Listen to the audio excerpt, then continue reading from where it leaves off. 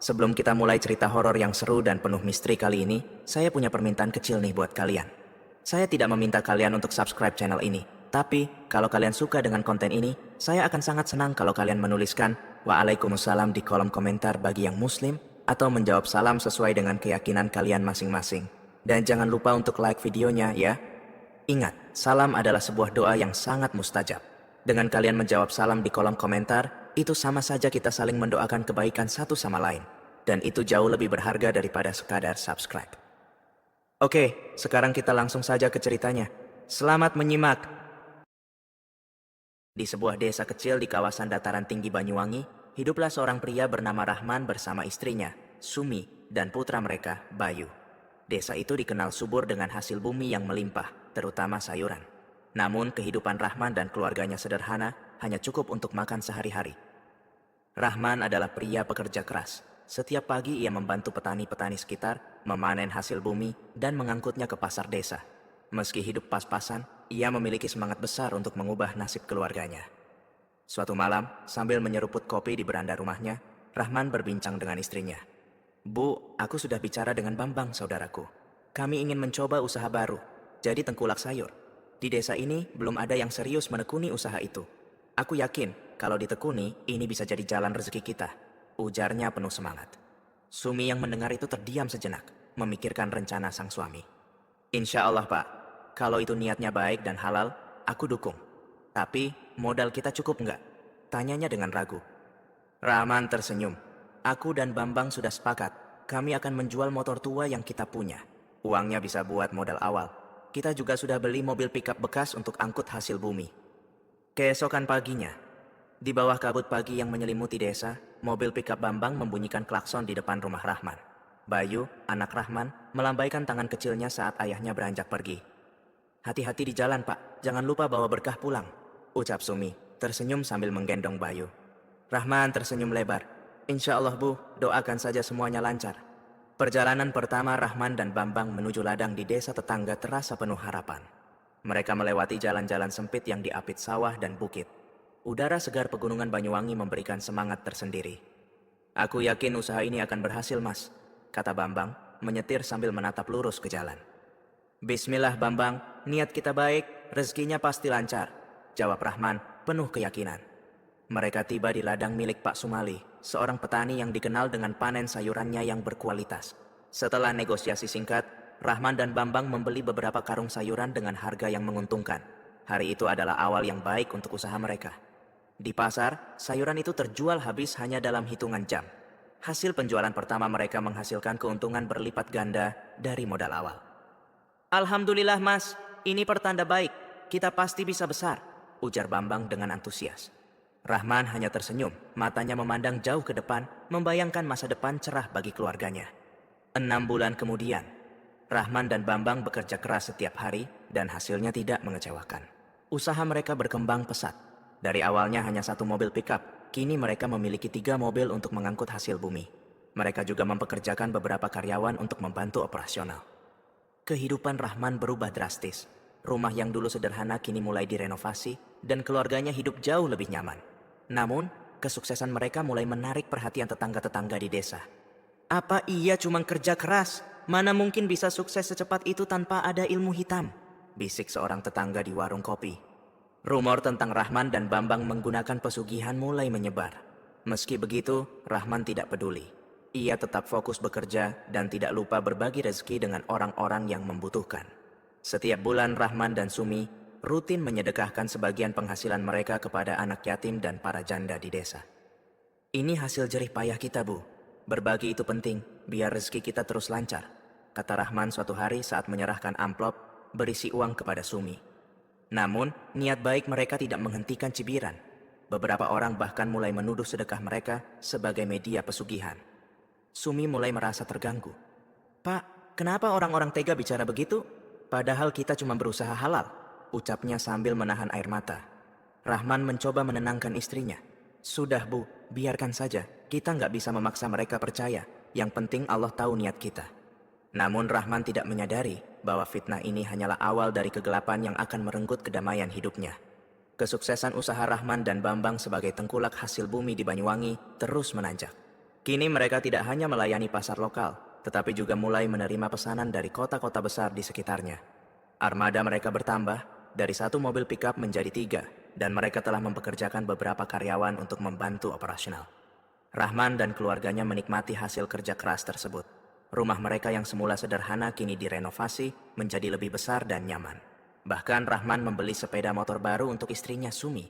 Namun di tengah kebahagiaan itu, awan gelap mulai mengintai. Mas, alhamdulillah rezeki kita lancar. Tapi, kok rasanya orang-orang di sekitar kita jadi berubah ya? Tanya Sumi suatu malam. Rahman mengerutkan dahi.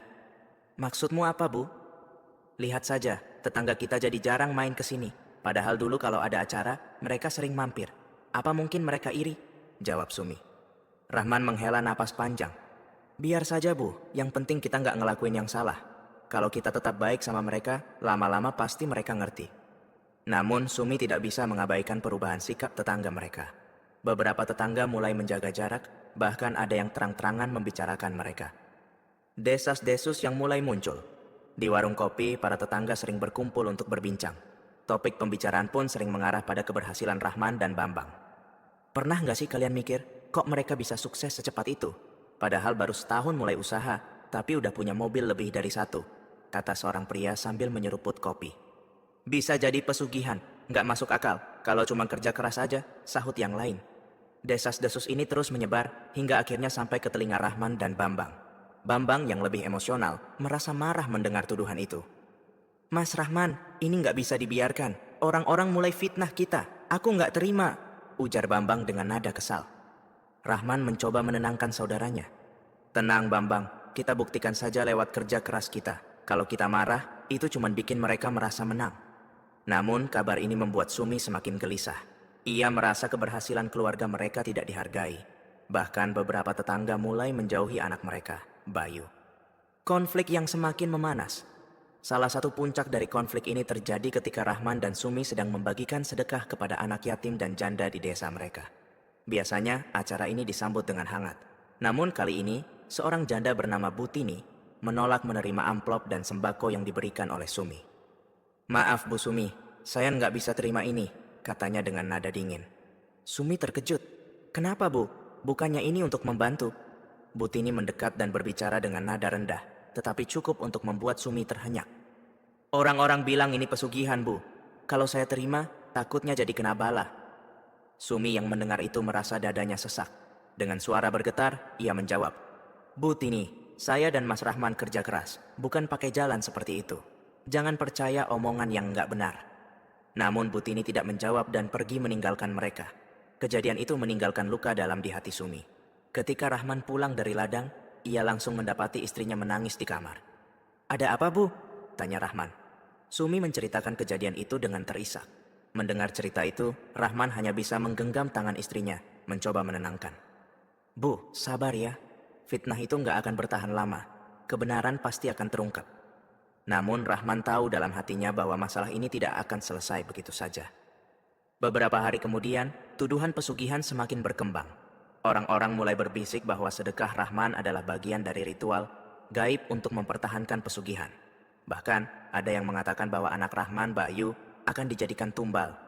Mas, aku nggak kuat dengar ini terus. Bayu jadi dijauhi teman-temannya. Apa kita harus pindah? Tanya Sumi. Rahman menggeleng. Enggak Bu, kalau kita pindah, mereka akan berpikir tuduhan itu benar. Kita hadapi ini, kita nggak salah. Namun, tanpa disadari oleh Rahman, fitnah ini hanya awal dari bencana besar yang akan menghancurkan kedamaian keluarganya. Fitnah terhadap Rahman dan Bambang terus menyebar. Tidak hanya di warung kopi atau pasar, tetapi sudah menjadi pembicaraan di setiap sudut desa. Desas-desus tentang pesugihan semakin liar, bahkan ada yang mengatakan bahwa keluarga Rahman melakukan ritual gaib untuk mempertahankan kekayaan mereka. Puncaknya terjadi pada suatu sore. Ketika Sumi dan Bayu sedang duduk di beranda rumah, seorang wanita setengah baya tiba-tiba datang dengan wajah penuh amarah. Ia membawa amplop dan beberapa kantong sembako yang sebelumnya diberikan Rahman. Bu Sumi, ini saya kembalikan semuanya. Saya nggak mau ada urusan dengan keluarga Anda lagi. Seru wanita itu, suaranya cukup keras untuk menarik perhatian tetangga. Sumi yang sedang menenangkan Bayu terkejut. Maaf Butini, ada apa? Kenapa semuanya dikembalikan? Tanyanya, bingung. Jangan pura-pura baik. Semua orang tahu kalau keluarga kalian pakai pesugihan. Saya nggak mau jadi korban. Ini pasti caramu menyebarkan kutukan ke kami, bentaknya. Bayu yang mendengar itu langsung bersembunyi di balik Sumi, ketakutan. Sumi mencoba menahan emosi, tetapi wajahnya sudah memerah. Bu Tini, kami cuma berbagi rezeki dari usaha kami. Jangan sembarangan menuduh tanpa bukti, jawab Sumi dengan suara bergetar. Namun, Bu Tini tidak peduli. Ia melempar amplop dan sembako itu ke tanah, lalu pergi sambil terus mengomel. Beberapa tetangga yang menyaksikan kejadian itu hanya diam. Tidak ada yang membela Sumi. Ketika Rahman pulang, ia menemukan istrinya menangis di kamar. Bu, kenapa menangis? Ada apa? Tanyanya cemas. Sumi menceritakan semua yang terjadi. Rahman mengepalkan tangan, matanya berkaca-kaca, melihat istrinya yang terluka batinnya. Bu, aku nggak akan tinggal diam. Aku harus bicara dengan Bu Tini dan orang-orang yang sudah menyebarkan fitnah ini, ujar Rahman dengan nada tegas. Keesokan harinya, Rahman memutuskan menemui Bu Tini di rumahnya. Bersama Bambang dan salah seorang aparat desa, ia berharap bisa menyelesaikan masalah ini secara baik-baik. Assalamualaikum Bu Tini, sapa Rahman ketika sampai di depan rumah. Bu Tini keluar, tetapi raut wajahnya tetap tidak ramah. Mau apa lagi Pak Rahman? Kalau soal sedekah itu saya sudah bilang saya nggak mau. Rahman mencoba tenang. Saya kesini bukan soal sedekah, Bu. Saya hanya ingin tahu kenapa Ibu menyebarkan kabar yang tidak benar tentang keluarga saya. Apa yang tidak benar? Semua orang juga tahu kesuksesanmu itu nggak wajar, jawab Bu Tini, suaranya semakin meninggi. Rahman menghela napas. Bu, tolong sebutkan siapa yang bilang begitu. Kami bekerja keras, usaha kami halal. Tuduhan seperti ini bisa merusak nama baik saya dan keluarga. Bu Tini tampak ragu. Ia akhirnya mengaku bahwa ia mendengar kabar itu dari tetangga lain, tetapi tidak tahu pasti sumbernya. Setelah diberi pengertian oleh aparat desa, Bu Tini akhirnya meminta maaf. Namun Rahman tahu bahwa ini hanya sebagian kecil dari masalah yang dihadapinya. Meskipun Bu Tini telah meminta maaf, rumor tentang pesugihan Rahman dan Bambang terus menyebar. Bahkan beberapa petani yang biasa bekerja sama dengan mereka mulai menjauh. Pak Rahman, maaf, saya nggak bisa jual sayur kesampaian lagi. Saya takut nanti keluarga saya kena imbas, kata salah satu petani saat Rahman datang ke ladangnya. Rahman hanya bisa tersenyum pahit. Baiklah Pak, kalau itu keputusan Bapak, saya nggak bisa memaksa. Bambang yang mengetahui hal ini merasa frustrasi. Mas, kalau begini terus, usaha kita bisa hancur. Kenapa orang-orang nggak bisa melihat kita dari sisi yang baik? Rahman menepuk bahu saudaranya. Sabar Bambang, semua ini cobaan. Kita tetap harus menjaga nama baik kita. Namun, kesabaran Rahman mulai diuji ketika anaknya Bayu menjadi korban dari fitnah ini. Bayu sering pulang dengan wajah sedih karena dijauhi oleh teman-temannya di sekolah. Bu, teman-teman nggak mau main sama aku lagi. Mereka bilang aku anak pesugihan, katanya dengan suara kecil. Sumi yang mendengar itu tidak bisa menahan tangisnya. Ia merasa bahwa fitnah ini sudah terlalu jauh dan merusak kehidupan keluarganya. Rahman hanya bisa memeluk istrinya dan anaknya erat. Dalam hatinya, ia bersumpah akan mencari cara untuk menghentikan semua ini. Namun, tanpa mereka sadari, konflik ini hanya awal dari teror yang jauh lebih mengerikan. Setelah serangkaian fitnah yang terus menerpa keluarga Rahman, kehidupan di rumah mereka mulai terasa tidak tenang. Meski Rahman berusaha meyakinkan keluarganya untuk tetap sabar, Sumi tidak bisa menghilangkan rasa cemas. Bahkan Bayu, putra mereka, sering terlihat murung karena dijauhi teman-temannya. Suatu malam, saat Rahman baru saja selesai mengerjakan laporan usaha bersama Bambang, ia duduk di beranda rumahnya. Angin dingin pegunungan Banyuwangi bertiup pelan, tetapi malam itu terasa lebih panas dari biasanya. Bu, kenapa hawanya beda ya? Padahal di luar kan hujan tadi sore, tanya Rahman kepada Sumi yang sedang menggendong Bayu di ruang tamu. Sumi hanya mengangguk kecil. Ia juga merasa ada yang aneh, tetapi ia memilih diam. Namun, keanehan tidak berhenti di situ. Saat mereka hendak beranjak tidur, terdengar suara langkah di atas atap rumah mereka. Suara itu berat, seperti ada seseorang yang berjalan di atas genting. Rahman dan Sumi saling pandang. Pak, apa itu? Tikus? Bisik Sumi, suaranya gemetar. Rahman menggeleng. Kalau tikus nggak mungkin seberat ini. Tunggu di sini, Bu. Aku cek keluar. Dengan membawa senter, Rahman keluar rumah. Di bawah sinar bulan yang samar, ia menatap atap rumahnya. Tidak ada apa-apa di sana. Namun saat ia kembali masuk, suara itu terdengar lagi. Kali ini di bagian belakang rumah. Rahman mencoba menenangkan diri. Mungkin cuma suara genting bergeser karena angin. Gumamnya, meski dalam hati ia mulai merasa cemas. Malam itu, Bayu sulit tidur. Sumi mencoba menenangkannya dengan mendongeng. Tetapi suara aneh yang terus terdengar dari luar rumah membuatnya semakin takut. Bu, aku takut. Ada yang jalan di atas rumah kita. bisik Bayu sambil memeluk erat ibunya. Sumi menenangkan Bayu, meski ia sendiri juga merasa ketakutan. Namun tidak lama setelah itu, Rahman melihat sesuatu yang tidak biasa dari jendela kamar mereka. Sebuah kilatan cahaya terlihat melintas di sekitar pohon pisang di belakang rumah. "Bu, jaga Bayu, aku mau lihat ke belakang," kata Rahman dengan suara tegas. "Jangan Pak, aku takut," pinta Sumi, tetapi Rahman sudah mengambil senter dan keluar rumah. Saat ia berjalan menuju belakang rumah, udara terasa semakin dingin. Pohon-pohon bergoyang pelan meski tidak ada angin yang kencang. Rahman menyinari sekitar pohon pisang dengan senter, tetapi tidak ada apa-apa. Namun saat ia hendak kembali ke dalam rumah, ia merasakan seperti ada yang mengawasinya dari kegelapan. Rahman menoleh cepat. Dalam sekejap, ia melihat bayangan hitam melintas cepat di antara pepohonan. Jantungnya berdegup kencang, tetapi ia mencoba untuk tidak panik. "Siapa di sana?" teriaknya, tetapi tidak ada jawaban. Ia segera masuk ke dalam rumah dan mengunci pintu. Wajahnya tampak tegang, tetapi ia tidak menceritakan apa yang baru saja dilihatnya kepada Sumi. Setelah kejadian itu, suasana di rumah Rahman semakin tidak nyaman. Malam-malam berikutnya, suara langkah di atap dan kilatan cahaya terus terjadi. Bahkan Bayu yang biasanya ceria mulai sering terbangun tengah malam sambil menangis. "Bu, aku mimpi buruk. Ada orang tua yang menatap aku dari luar jendela," kata Bayu sambil memeluk ibunya. Sumi semakin khawatir. Ia merasa ada sesuatu yang tidak beres di rumah mereka. Rahman pun akhirnya mengakui bahwa ia juga merasa ada hal aneh yang sedang terjadi. "Bu, mungkin ini ada hubungannya dengan fitnah yang selama ini kita terima. Aku takut ini bukan sekadar omongan orang, tapi ada sesuatu yang mereka kirimkan ke kita," ujar Rahman dengan suara pelan. Sumi menatap suaminya dengan mata penuh kecemasan. "Pak, apa kita harus cari bantuan? Aku nggak sanggup kalau ini terus terjadi." Rahman mengangguk. "Besok aku akan cari seseorang yang bisa membantu kita. Ini tidak bisa dibiarkan." Namun Rahman tidak menyadari bahwa ini hanyalah awal dari teror panjang yang akan menguji ketahanan keluarganya. Hari itu, Rahman baru saja pulang dari ladang, membantu Bambang memuat sayuran untuk dikirim ke pasar. Wajahnya tampak letih, tetapi ia tetap berusaha tersenyum kepada Sumi dan Bayu yang menyambutnya di depan rumah. "Pak, istirahat dulu. Kelihatannya capek sekali," kata Sumi sambil menuangkan segelas air untuk Rahman. Rahman mengangguk, tetapi saat hendak duduk, ia tiba-tiba merasakan nyeri hebat di perutnya. Ia memegangi perutnya dengan wajah meringis. "Pak, ada apa? Sakit?" tanya Sumi panik. "Perutku, rasanya keras sekali, seperti ada sesuatu di dalamnya," jawab Rahman dengan suara lemah. Sumi segera membantunya masuk ke kamar. Malam itu, Rahman demam tinggi, tubuhnya menggigil, dan ia mulai mengeluh kesakitan di sekujur tubuhnya. Sumi mencoba menurunkan demamnya dengan kain basah, tetapi kondisinya tidak kunjung membaik. "Bu, perutku semakin sakit," kata Rahman sambil memegangi perutnya yang terlihat membesar dan keras. Sumi yang tidak bisa menyembunyikan rasa cemasnya, akhirnya meminta bantuan tetangga untuk membawa Rahman ke klinik terdekat. Sesampainya di klinik, dokter yang memeriksa Rahman tampak bingung. Ia meraba perut Rahman yang keras dan membesar, tetapi hasil pemeriksaan tidak menunjukkan adanya kelainan medis. "Ini aneh. Tidak ada tanda-tanda penyakit serius, tapi kondisi perut Pak Rahman tidak normal.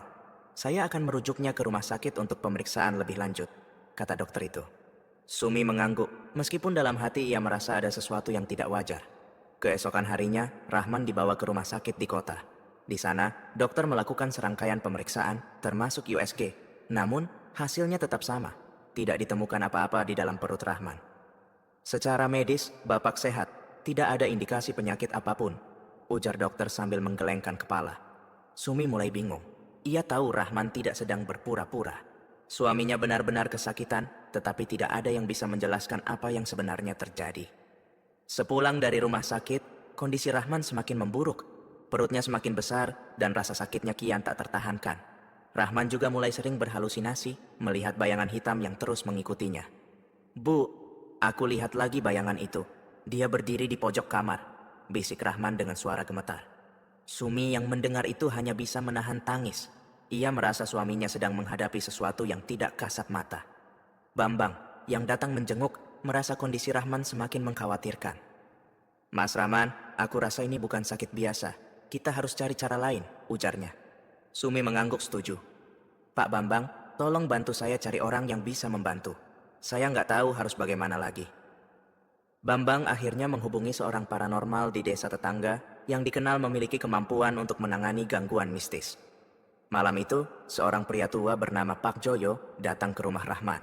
Ia membawa beberapa benda, termasuk kendi kecil berisi air dan segenggam daun kelor. Setelah berbincang sejenak dengan Sumi dan Bambang, Pak Joyo langsung masuk ke kamar Rahman. "Assalamualaikum Pak Rahman," sapa Pak Joyo sambil menyalakan dupa. Rahman hanya bisa mengangguk lemah. Matanya terlihat sayu dan wajahnya penuh keringat dingin. Pak Joyo mulai merapal doa dan memercikkan air dari kendi ke tubuh Rahman. Tidak lama setelah itu, Rahman tiba-tiba menjerit keras, tubuhnya melengkung seperti sedang melawan sesuatu. "Astagfirullah, ini kiriman. Santet," seru Pak Joyo dengan nada tegas. Sumi yang mendengar itu langsung menangis. "Pak, siapa yang tega melakukan ini?" tanyanya. "Sabar Bu, saya akan coba mengeluarkannya, tapi ini tidak mudah," jawab Pak Joyo. Pak Joyo melanjutkan ritualnya, tetapi Rahman terus meronta. Dari perutnya terdengar suara aneh seperti benda yang bergerak. Setelah beberapa saat, Pak Joyo berhenti dan menatap Sumi dengan serius.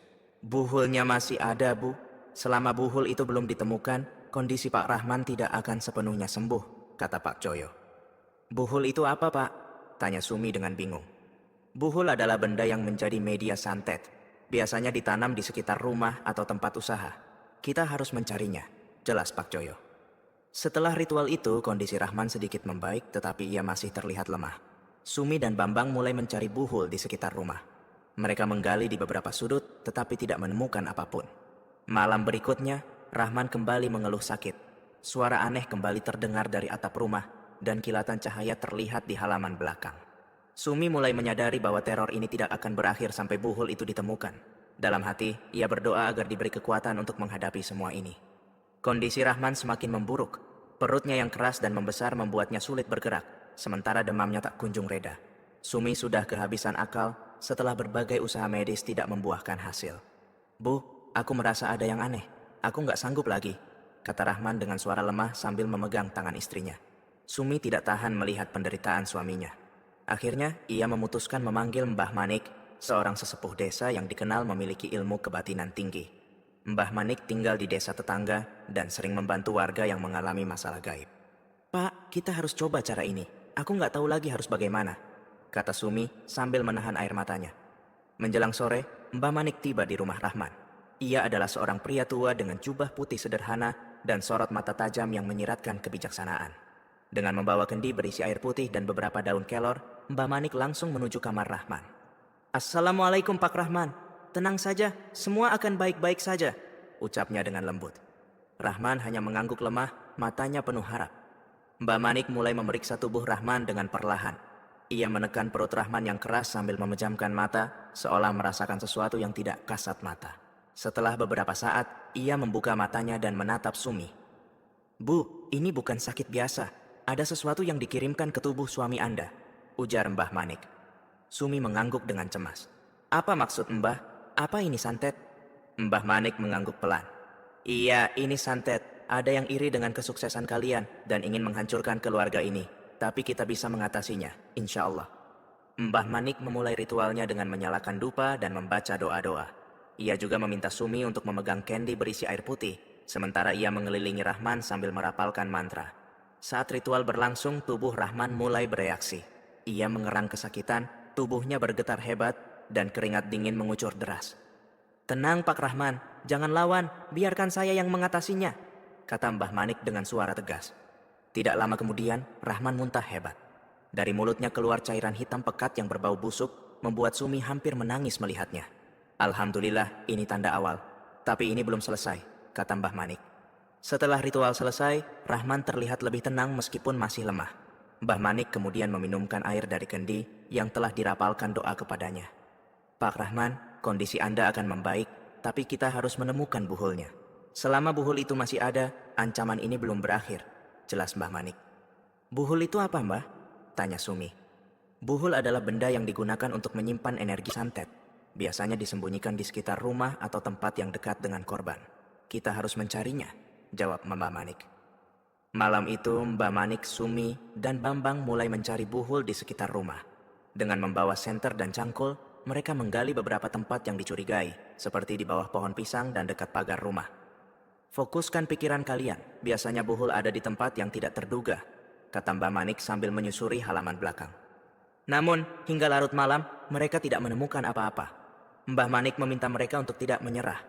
Kadang buhul ini dijaga oleh energi negatif, sehingga tidak mudah ditemukan. Kita akan coba lagi besok.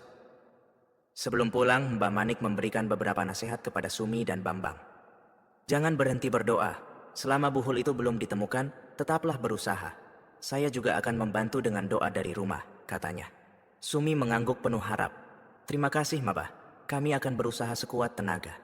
Rahman yang masih terbaring lemah di tempat tidur, hanya bisa mendengar percakapan itu dengan mata setengah terbuka. Dalam hatinya, ia merasa bersalah karena menjadi beban bagi keluarganya. Namun, ia tahu bahwa perjuangan ini belum selesai. Teror yang menghantui keluarganya masih jauh dari kata usai. Setelah kondisi Rahman perlahan membaik berkat ritual dari Mbah Manik, keluarga merasa sedikit lega. Namun, suasana masih jauh dari tenang. Setiap malam, suara aneh dari atap rumah atau sekitar halaman belakang tetap terdengar. Kilatan cahaya juga sesekali terlihat, menambah rasa gelisah dalam keluarga. Bambang yang selama ini menjadi tulang punggung usaha menggantikan Rahman, mulai merasakan perubahan pada dirinya. Ia sering merasa lelah meski tidak melakukan pekerjaan berat. Suatu malam, saat sedang memeriksa laporan keuangan usaha mereka, ia merasakan sakit luar biasa di perutnya. Mas Rahman, aku rasa perutku nggak enak. Sama seperti yang Mas alami dulu, katanya saat mengunjungi Rahman keesokan harinya. Rahman menatap Bambang dengan wajah cemas. Jangan-jangan ini ulah yang sama, Bambang. Kamu harus berhati-hati. Beberapa hari kemudian, kondisi Bambang semakin memburuk. Perutnya mulai membesar dan keras seperti batu. Tidak hanya itu, ia juga mulai merasakan tubuhnya panas dan sering berhalusinasi. Pak Rahman, tolong, saya lihat bayangan hitam di depan pintu rumah saya tadi malam, katanya dengan nada gemetar. Rahman tahu bahwa hal ini bukanlah kebetulan. Ia langsung memanggil Sumi dan meminta bantuan Mbah Manik untuk kedua kalinya. Namun, kondisi Bambang jauh lebih parah dibandingkan dengan Rahman sebelumnya. Karena keadaan Bambang yang semakin kritis, Mbah Manik menyarankan untuk meminta bantuan temannya, seorang ahli spiritual bernama Mbah Latmi yang tinggal di desa sebelah. Mbah Latmi tiba di rumah Bambang dengan membawa peralatan ritual, termasuk kuda lumping yang terbuat dari anyaman bambu. Ia menjelaskan bahwa ritual ini akan membantu mengeluarkan benda gaib yang menjadi penyebab sakit Bambang. Mas Bambang, ini akan sedikit menyakitkan, tapi harus dilakukan, ujar Mbah Latmi sambil menyiapkan ritualnya. Ritual dimulai. Mbah Latmi menyalakan dupa dan mulai menari dengan kuda lumpingnya. Suaranya lantang memanggil sesuatu hingga tubuh Bambang mulai bereaksi. Astagfirullah, teriak Bambang sambil memegangi perutnya yang terasa semakin sakit. Tubuhnya mulai melengkung dan bergetar hebat. Mbah Latmi mendekati Bambang sambil terus merapalkan mantra. Ia memijat perut Bambang dan tiba-tiba Bambang muntah hitam pekat dengan bau busuk yang menyengat. Dari dalam muntahannya terlihat serpihan paku dan rambut yang menggumpal. Ini yang mengikat tubuhnya, kata Mbah Latmi sambil memegang benda-benda tersebut. Namun Mbah Latmi memperingatkan bahwa ini baru langkah awal. Buhul utama masih ada. Kalau buhul itu tidak ditemukan, Mas Bambang bisa terkena serangan lagi. Meskipun sempat membaik, kondisi Bambang kembali memburuk beberapa minggu kemudian. Ia sering kehilangan kesadaran dan tubuhnya menjadi semakin kurus. Suatu malam, ia bahkan terlihat seperti kerasukan. Mas Rahman, bantu saya, teriak Bambang dengan suara yang bukan miliknya. Matanya melotot tajam dan suaranya berat, seolah ada sesuatu yang menguasainya. Keluarga hanya bisa menangis melihat kondisi Bambang. Mereka memohon bantuan Mbah Manik dan Mbah Latmi sekali lagi. Tetapi upaya mereka mulai terasa sia-sia. Ada seseorang yang sangat kuat di balik ini.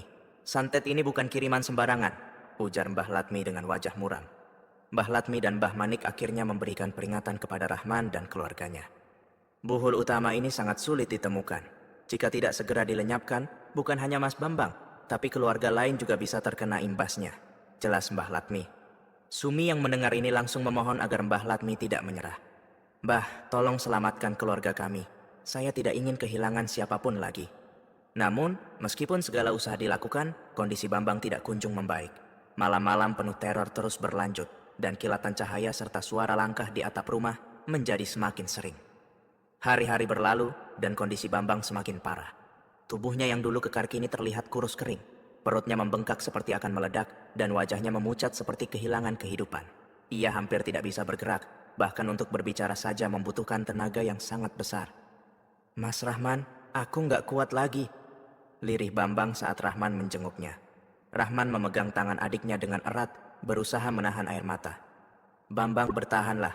Aku akan cari cara untuk menyelamatkanmu. Namun di dalam hatinya, Rahman tahu waktu Bambang tidak banyak. Malam itu, hujan deras mengguyur desa tempat Bambang tinggal. Petir menggelegar sesekali, menerangi rumah kecilnya yang kini terasa lebih suram. Di dalam kamar, Bambang hanya terbaring lemah, dikelilingi oleh istrinya dan beberapa kerabat. Tiba-tiba, suara keras terdengar dari atap rumah, seperti benda berat yang dilemparkan dengan keras. Semua orang terdiam, saling pandang dengan rasa takut. "Bu, tutup semua pintu dan jendela. Jangan biarkan apapun masuk," perintah Rahman yang ikut berjaga malam itu. Namun suara itu tidak berhenti. Bahkan suara langkah kaki terdengar di luar rumah, berputar-putar seolah-olah sedang mencari celah untuk masuk. "Saya nggak bisa tinggal diam," ujar Rahman sambil membawa parang dan keluar rumah. Di luar, angin kencang menerpa wajahnya. Ia menyinari sekitar rumah dengan senter, tetapi tidak menemukan apapun. Namun, ketika ia berbalik hendak masuk, bayangan hitam besar melintas di depannya dengan kecepatan luar biasa. Rahman mundur beberapa langkah, mencoba memahami apa yang baru saja dilihatnya. "Astagfirullah," gumamnya. Pagi harinya, kondisi Bambang semakin buruk. Napasnya tersengal-sengal dan ia mulai kehilangan kesadaran. Mbah Latmi yang datang pagi itu hanya bisa menggelengkan kepala. "Mas Bambang sedang melawan sesuatu yang tidak terlihat. Saya sudah mencoba yang terbaik, tapi..." ujar Mbah Latmi dengan nada berat.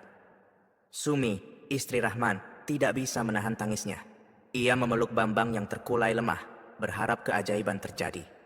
Namun takdir berkata lain. Di sore yang kelabu itu, Bambang menghembuskan napas terakhirnya. Matanya terbuka lebar, seolah-olah melihat sesuatu yang mengerikan sebelum meninggal. "Bambang, jangan tinggalkan aku!" teriak istrinya, menangis histeris. Rahman hanya bisa memeluk adiknya yang sudah tidak bernyawa. Air mata mengalir deras di pipinya. Ia merasa gagal melindungi satu-satunya saudara yang ia miliki. Berita tentang kematian Bambang menyebar dengan cepat. Namun bukannya mendapat simpati, keluarga Rahman justru kembali menjadi sasaran fitnah. Banyak orang yang percaya bahwa kematian Bambang adalah bagian dari pesugihan keluarga Rahman. "Pasti Bambang tumbalnya Rahman, sudah jelas kan? Kok cepat sekali suksesnya?" ujar salah satu tetangga di pasar. Kabar ini membuat Rahman dan keluarganya semakin terisolasi. Bahkan beberapa petani yang biasa bekerja sama dengan Rahman mulai memutuskan hubungan. "Pak Rahman, maaf. Saya nggak bisa jual hasil panen ke Anda lagi. Takut kalau keluarga saya kena musibah juga," ujar salah satu petani dengan nada ketakutan. Rahman hanya bisa tersenyum pahit. "Baik Pak, saya mengerti." Namun di dalam hatinya ia merasa marah sekaligus putus asa. Apa yang harus ia lakukan untuk menghentikan teror ini? Setelah pemakaman Bambang, Rahman meminta Mbah Latmi untuk membantu mencari buhul utama yang disebut-sebut menjadi akar dari semua masalah ini. Namun, meskipun sudah melakukan berbagai ritual dan pencarian, buhul tersebut tetap tidak ditemukan. "Mas Rahman, buhul ini dilindungi dengan ilmu hitam yang sangat kuat. Saya tidak bisa mendeteksi di mana letaknya," ujar Mbah Latmi dengan nada menyesal. Rahman merasa semakin tertekan. Tanpa buhul itu, ia tahu bahwa keluarganya masih dalam bahaya. "Kalau kita tidak bisa menemukannya, maka kita hanya bisa berdoa agar Allah melindungi kita," kata Mbah Latmi sambil menatap Rahman dengan penuh harap. Namun Rahman tahu bahwa doa saja tidak cukup. Ia harus menemukan cara untuk menghentikan teror ini sebelum keluarganya kembali kehilangan orang yang dicintai. Setelah kematian Bambang, suasana keluarga Rahman dipenuhi kesedihan dan ketakutan. Namun kehidupan harus terus berjalan.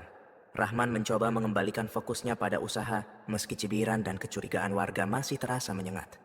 Namun, cobaan kembali datang, kali ini menghantam Mbah Menik, ayah Rahman. Sebagai sesepuh keluarga, Mbah Menik dikenal sebagai pribadi yang kuat secara spiritual. Tetapi dalam beberapa minggu terakhir, kesehatannya menurun drastis. "Aku nggak ada nafsu makan sama sekali Rahman, perutku mual terus," keluh Mbah Menik pada suatu pagi. Rahman hanya bisa mengangguk. Ia ingat betul bahwa gejala ini mirip dengan yang dialaminya dan Bambang sebelumnya. Namun ia mencoba berpikir positif, berharap bahwa ini hanya sakit biasa.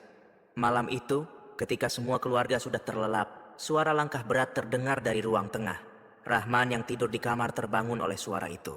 Ia keluar untuk memeriksa, tetapi hanya mendapati ruang tamu yang kosong. Namun, saat kembali ke kamarnya, Rahman melihat sesuatu di lorong rumah. Sosok bayangan besar dengan mata merah menyala. "Astagfirullah," teriak Rahman sambil mundur ketakutan.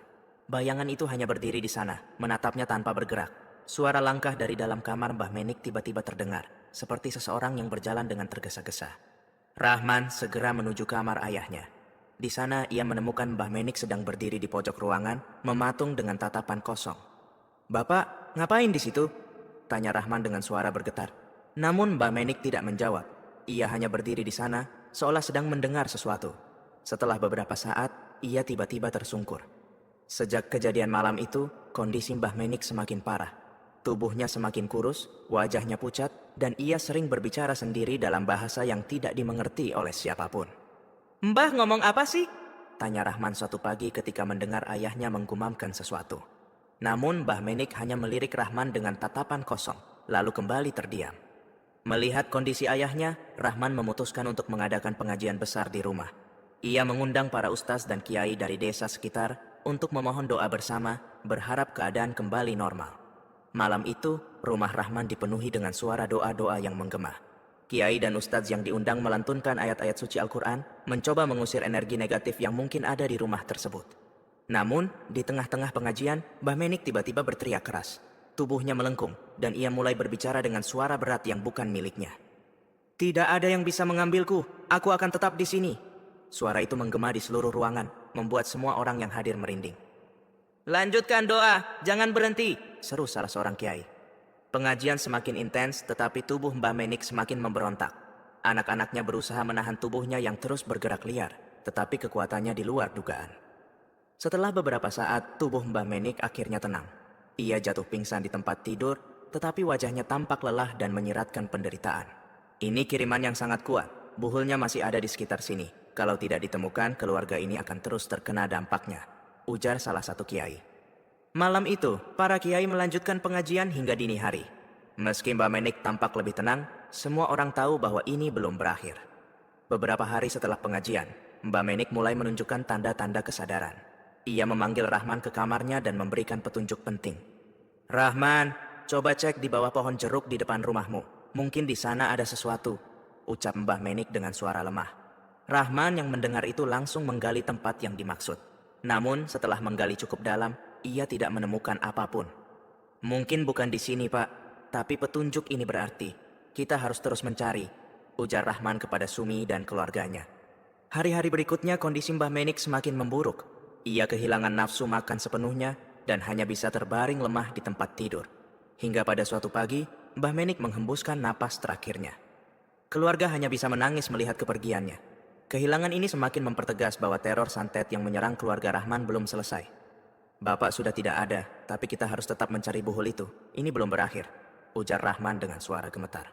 Setelah kepergian Mbah Menik, keluarga Rahman berusaha untuk melanjutkan hidup meski suasana duka masih menyelimuti. Namun bayangan teror belum sepenuhnya hilang. Rahman sering terbangun di tengah malam oleh mimpi buruk, sementara Sumi, istrinya, merasa ada sesuatu yang mengintai mereka. Aku merasa kita belum selesai, Mas. Seperti ada yang belum tuntas, kata Sumi suatu malam. Rahman mengangguk. Ia tahu benar bahwa buhul yang disebut Mbah Latmi belum ditemukan. Tanpa buhul itu, teror ini mungkin tidak akan pernah berakhir. Suatu malam, Sumi bermimpi didatangi seorang perempuan tua berjubah hitam. Perempuan itu memegang tongkat dan berkata dengan suara serak, carilah akar permasalahan ini di bawah tempatmu menanam kehidupan. Jika kau tak segera menemukannya, semua akan hancur. Sumi terbangun dengan keringat dingin, nafasnya terengah-engah. Ia menceritakan mimpi itu kepada Rahman. Apa maksudnya? Tempat kita menanam kehidupan? Tanya Rahman bingung. Mungkin itu pekarangan depan rumah kita, Mas. Di sana kan ada pohon jeruk yang selalu kita rawat untuk kehidupan sehari-hari, jawab Sumi sambil mengingat mimpi itu. Rahman langsung mengingat kata-kata Mbah Menik sebelum wafat. Mbah Menik sempat menyuruh Rahman untuk memeriksa di bawah pohon jeruk, tetapi Rahman tidak menemukan apapun saat itu. Baiklah, besok pagi kita gali lagi, ujar Rahman dengan tekad. Pagi itu, Rahman dan Sumi mulai menggali tanah di sekitar pohon jeruk depan rumah mereka. Dibantu oleh beberapa tetangga, mereka menggali cukup dalam. Setelah beberapa saat, cangkul Rahman mengenai sesuatu yang keras. Ini dia, Mas, ada sesuatu di sini, teriak salah satu tetangga. Rahman segera membersihkan tanah yang menutupi benda tersebut. Ternyata, mereka menemukan sebuah bambu kuning yang panjangnya sekitar 30 cm, tertanam dalam posisi berdiri. Di dalam bambu itu terdapat bungkusan kain kafan yang diikat dengan tali berwarna merah.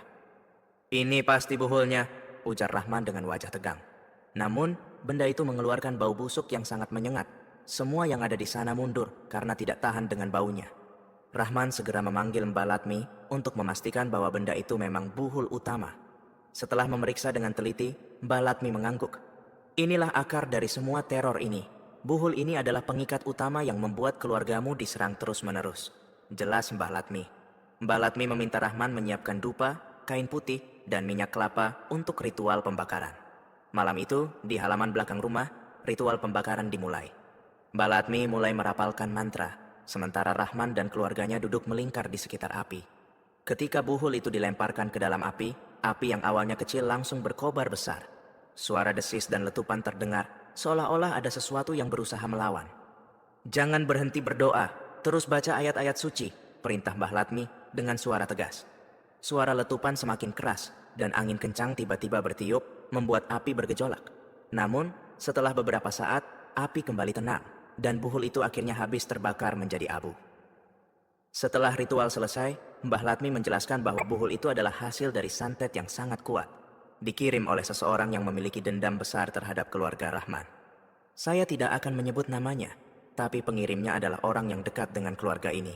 Orang itu merasa cemburu dengan kesuksesan kalian, ujar Mbah Latmi dengan nada pelan. Rahman hanya bisa terdiam.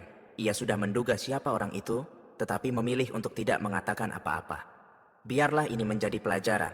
Jangan sampai kita menyimpan dendam yang bisa merusak diri sendiri dan orang lain, jawab Rahman dengan tegas.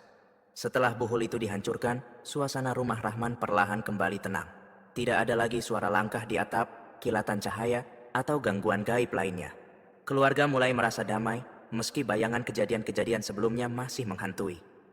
Rahman memutuskan untuk fokus pada keluarga dan usahanya, serta menjaga hubungan baik dengan tetangga. Namun, ia tetap waspada dan tidak ingin terulang kejadian serupa di masa depan. Setelah pembakaran buhul utama, keluarga Rahman merasakan ketenangan untuk pertama kalinya setelah sekian lama diteror. Namun, Rahman tidak bisa sepenuhnya lega. Ada satu pertanyaan besar yang belum terjawab. Siapa yang mengirim santet tersebut? Mbah Latmi sempat memberikan petunjuk samar tentang orang yang bertanggung jawab.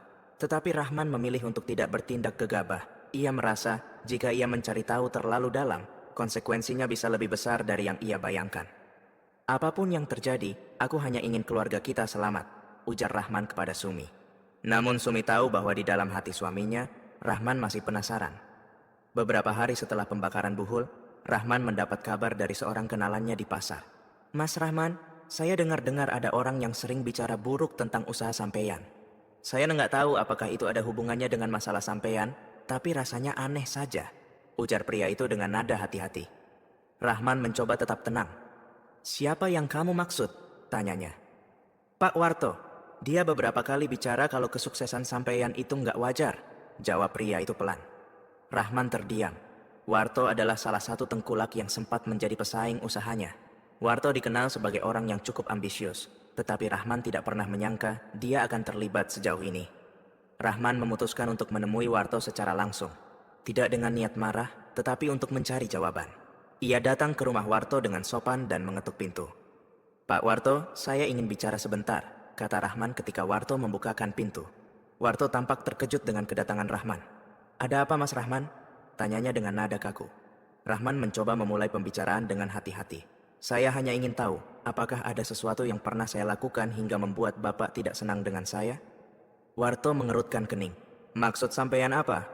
Rahman menarik napas panjang. Saya tahu ini terdengar aneh, Pak. Tapi saya ingin tahu, apakah Bapak punya hubungan dengan santet yang menyerang keluarga saya? Mendengar itu, Warto langsung berubah ekspresi. Wajahnya memerah dan ia tampak gugup. Saya nggak tahu apa yang sampeyan bicarakan, Mas, sergah Warto dengan nada tinggi. Rahman menatapnya tajam, tetapi memilih untuk tidak memaksa. Kalau begitu, saya hanya ingin berpesan, siapapun yang melakukan itu, semoga Allah memberikan balasan yang setimpal. Rahman pergi meninggalkan rumah Warto, tetapi hatinya sudah mendapat jawaban. Di perjalanan pulang, Rahman merenungkan apa yang telah terjadi. Ia yakin Warto terlibat, tetapi ia memilih untuk tidak melanjutkan konflik. Kalau aku melawan, apa bedanya aku dengan dia? Pikir Rahman dalam hati. Ia memutuskan untuk fokus pada keluarganya dan menyerahkan semua kepada Tuhan. Beberapa minggu setelah itu, kabar mengejutkan datang.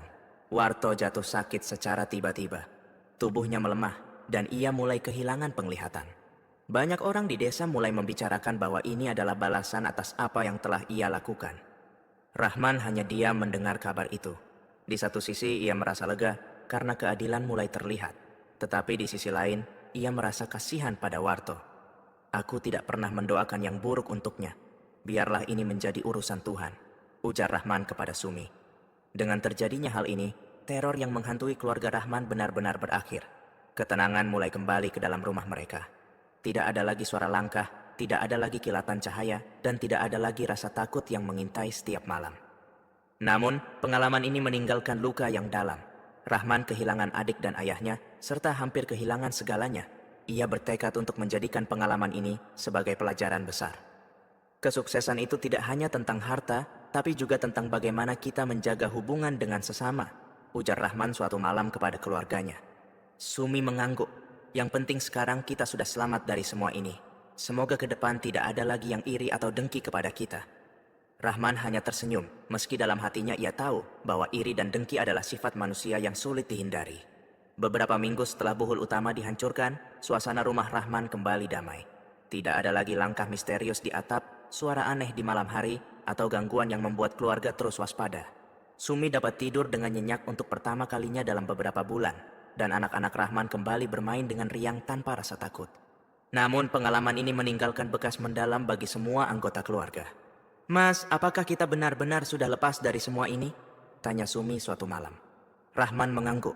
Insya Allah, Bu. Kita sudah melakukan apa yang perlu. Sisanya kita serahkan kepada Allah. Sumi mengangguk, meski di dalam hatinya ia tahu bahwa bayangan masa lalu tidak akan mudah dilupakan. Rahman kini lebih sering meluangkan waktu untuk merenung.